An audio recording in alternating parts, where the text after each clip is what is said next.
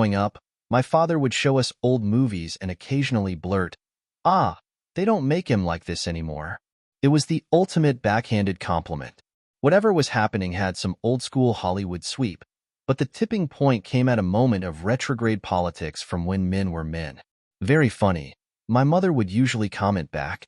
I suspect that if I were to watch Horizon, an American Saga, Chapter 1, in theaters Friday, with my old man and take a shot of rot-gut whiskey each time he'd utter the phrase, the local sawbones would declare me dead before the midway point of the picture. Notably, halfway through is a full 90 minutes, and that's just for the first of a planned 4 individually released films in this American saga.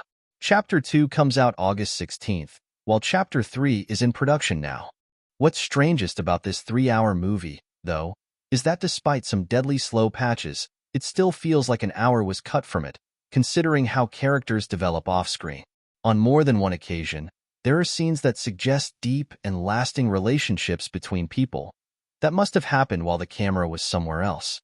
It's irritating but perhaps necessary, considering just how many characters are introduced.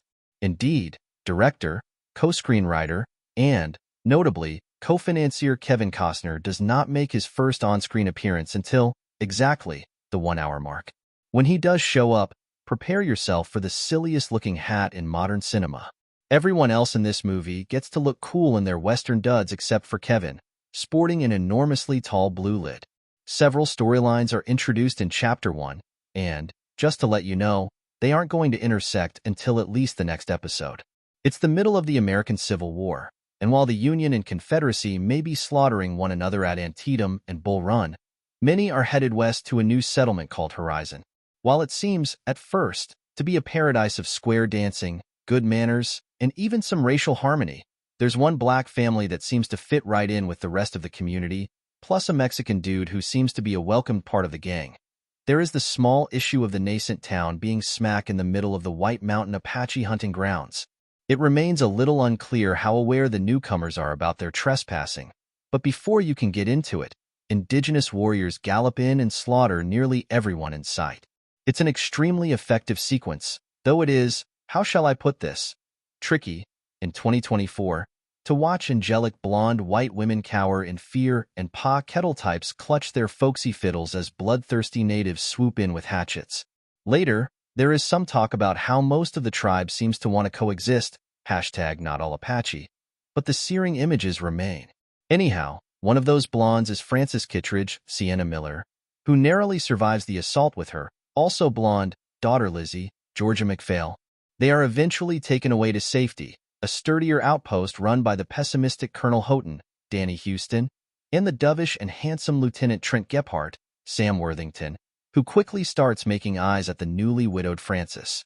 Young Lizzie soon becomes something of the camp mascot, which climaxes in a scene involving a quilt so hokey it would make the producers of Little House on the Prairie blush. Meanwhile, some of the menfolk who survived the attack go out on the hunt, looking for revenge. There's a market for Indian scalps, and the posse doesn't seem too concerned about whether they get the right guys or not. Despite all this, another wagon train is headed to Horizon, led by Luke Wilson, who has to deal with broken axles, a posh British couple who won't pull their weight, some gross sex pests on the work crew, and, you guessed it, more natives. But Kevin Costner is in this movie, right? Yes, and, sad to say, his storyline is actually the least interesting. Before trouble came to Horizon, all ants and scorpions and heat, Ellen, Jenna Malone, is in snowy Montana territory and shoots a man what done her wrong. She packs up with her infant and flees. The man's 2 large adult sons, Junior, John Beavers, and Caleb, Jamie Campbell-Bower, will move heaven and earth to avenge Pappy.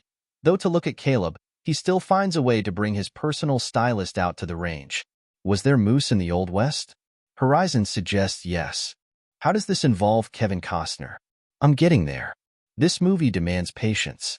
Ellen ends up in Wyoming territory, in a tiny mining town. She's living with some bozo dork and also one of the town's many prostitutes, Marigold, Abby Lee, whose anachronistic performance style is abysmal but at least not boring. Marigold interests a passing worker, Hayes Ellison, Costner, finally, in her wares, and just after he cleans himself up for an evening of her services, Evil Caleb shows up on the way to the shared home looking for Ellen's kid.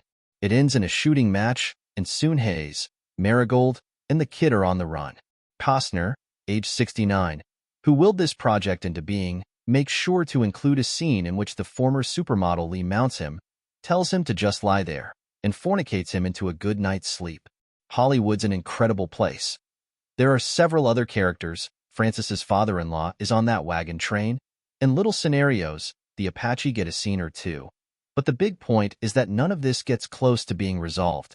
Of course, this is mitigated by knowing Chapter 2 is just around the bend, but at a time when getting adults to spend time and money to see something at the theater, especially when one can stream Yellowstone and its many prequels from the comfort of your couch, Horizons is a big ask. I'm just not sure how much of a buy-in audiences will feel when this movie wraps up, even if the final 5 minutes is a ludicrous montage of scenes to come. It's particularly meaningless because a lot of the characters that flash on screen weren't even introduced in Chapter 1. What is work here, of course, is the location scenery. You can't beat the American West in the looks department. Also, the music, by John Debney, is the right kind of corny. It's the loudest, most propulsive version of "you've just sat down to watch an introductory video at a state park" you've ever heard. This is a compliment, I swear. It's possible that Horizon will bomb so horribly Costner never makes it across the finish line. For curiosity's sake, I really hope he gets there. They don't make him like this anymore. Grade C.